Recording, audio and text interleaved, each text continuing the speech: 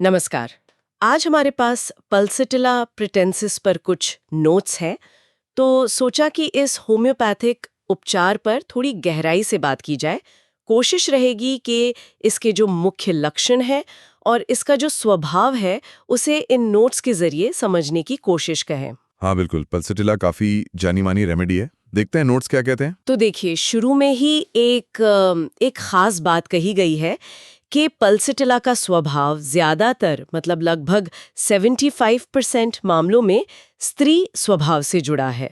बहुत कोमल और परिवर्तनशील, जैसे पानी नहीं होता, जिधर जगह मिली उधर बह गया।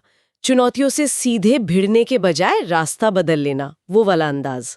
और ये परिवर्तनशीलता दूसरों से अलग कैसे है ये भी समझना जरूरी है।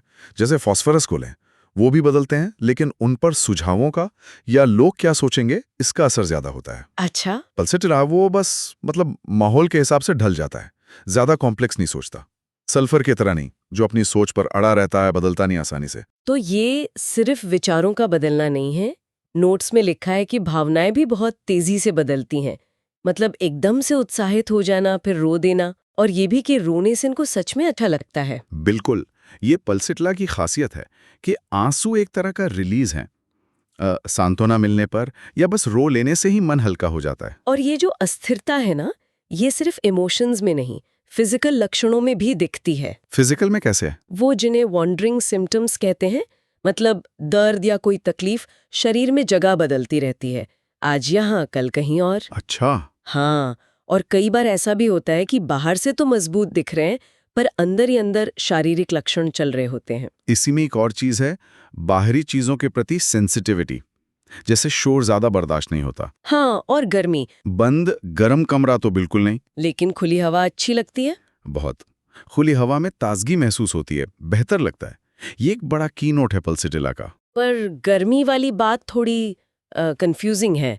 नोट्स कहते हैं गर्मी से दिक्कत बढ़ती है, ज्यादा कपड़े नहीं पहन सकते, सोना वगैरह तो सूझ भी नहीं सकते, लेकिन प्यास ज्यादा नहीं लगती। ये कैसे? हाँ है ना अजीब। यही तो पल्सिटिला का विरोधाभास है।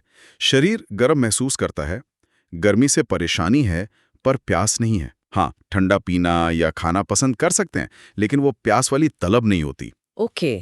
अच्छा, और शारीरिक लक्षणों में खान पान का भी कुछ जिक्र है, जैसे खाने पीने की आदतें। हाँ हाँ, नोट्स में इशारा है कि फैटी खाना, मतलब ज़्यादा तेल घी वाला या पोर्क मक्खन, ये सब पचाने में दिक्कत होती है। अच्छा। इनसे परहेज करते हैं। शराब से भी तकलीफ बढ़ सकती है। और एक और चीज़, शाम के वक्त मतलब जब दिन ढल रहा होता है, तबीयत ज़्यादा खराब लगती है। हम्म। ये कुछ कुछ फॉस्फोरस जैसा है। खान पान, मौसम और रिश्तों के बारे में भी कुछ है। ये सेंसिटिविटी वहाँ कैसे दिखती है? रिश्तों में एक तरह के सहारे की जरूरत महसूस होती है। कोई मजबूत कंधा चाहिए होता है टिकने के लिए। तो क्या ये किसी ऐसे इंसान से जुड़ जाते हैं जो बहुत स्ट्रांग हो? हाँ बिल्कुल, कई बार ऐसे व्यक्ति से जुड़ जाते हैं जिसका व्यक्तित्व बहुत हावी होने वाला हो, भले ही वो रिश्ता थोड़ा नेगेटिव ही क्यों ना हो, बस वो सहारा चाहिए। लेकिन अगर परिवार बन जाए तो फिर लॉयल रहते हैं, वफादार होते हैं। पर इसमें एक कट्टरता वाली बात भी लिखी है कि हम्म। दूसरों का नजरिया पूरी तरह अपना लेना। हाँ, ये दिखाता है कि बाहरी प्रभाव कितना गहरा हो सकता है। क्योंकि अपनी पहचान, अपनी सेल्फ शायद उतनी मजबूत नहीं होती, तो किसी ग्रुप या विचारधारा से जुड़कर उसके नजरिए को पूरी तरह अपना लेते हैं। मतलब एक विचार के प्रति कट्टर हो जाना, और फिर शायद उतनी ही आसानी से किसी दूसरे विचार पर चले जाना। और फिर अंत में उदासीनता, एपैथी। हाँ, संभव है। लगातार बदलते रहने से या दूसरों पर निर्भर रहने से एक समय आ सकता है जब किसी भी चीज में गहरी दिलचस्पी या परवाह न रहे।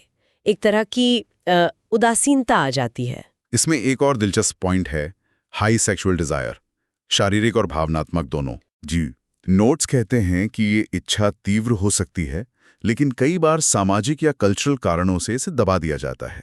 पर इनका स्वभाव ऐसा नहीं होता कि अपनी इच्छा जबरदस्ती दूसरों पर थोपें। वो कोमलता यहाँ भी दिखती है। तो अगर हम सब कुछ समेटें, तो पल्सिटिला की एक तस्वीर उभरती है, एक बेहद संवेदनशील इंसान। आसानी से भावनाएं बदलती हैं, रोना आता है, पर रोकर बेहतर भी महसूस होता है। माहौल के हिसाब से ढल जाते हैं, गर्मी से परेशानी, खुली हवा की चाहत, प्यास कम लगना और रिश्तों में एक मजबूत सहारे की तलाश। बिल्कुल, ये मुख्य बिंदु हैं जो इन नोट से निकल कर आते हैं। और ये सब देखकर एक सवाल मन में आता है ना, कि ये जो ढल जाने की क्षमता है, अडेप्टेबिलिटी, ये कितनी अच्छी है और कहाँ पर ये अपनी पहचान खो देने का खतरा बन जाती है। मतलब कब तक लचीला होना फायदेमंद है और कब ये कमजोरी बन सकता है, ये सोचने वाली बात है। हाँ बिल्कुल, कहाँ वो लाइन है, बहुत दिलचस्प।